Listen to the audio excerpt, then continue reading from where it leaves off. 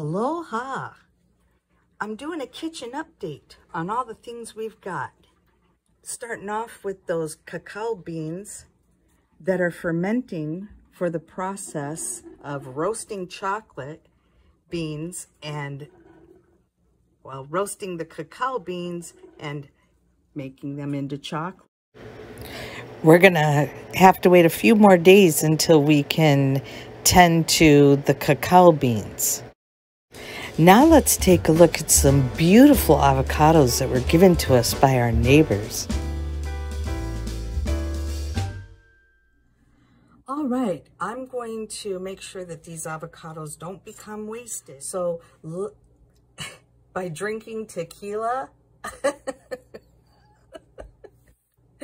get it? I don't want them to become wasted on some Patron. Okay, so I'm gonna cut them open and scoop them out so that you guys can have a look at some of the beautiful green local avocados. Now,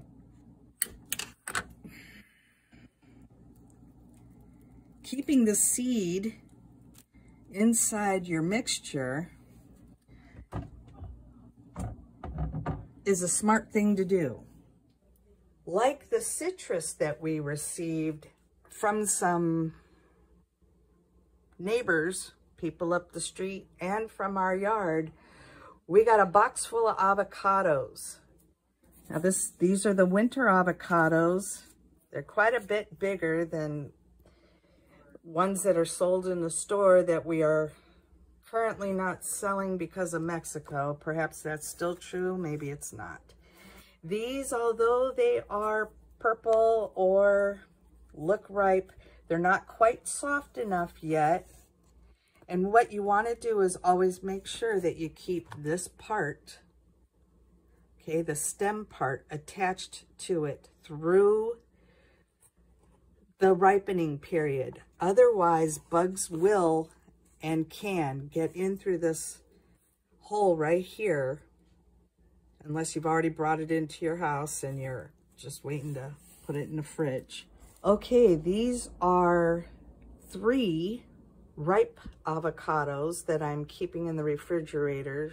Now, we have some guacamole here, just a quick one that was made last night with some cilantro and garlic and onions. As soon as I am ready to, I would like to make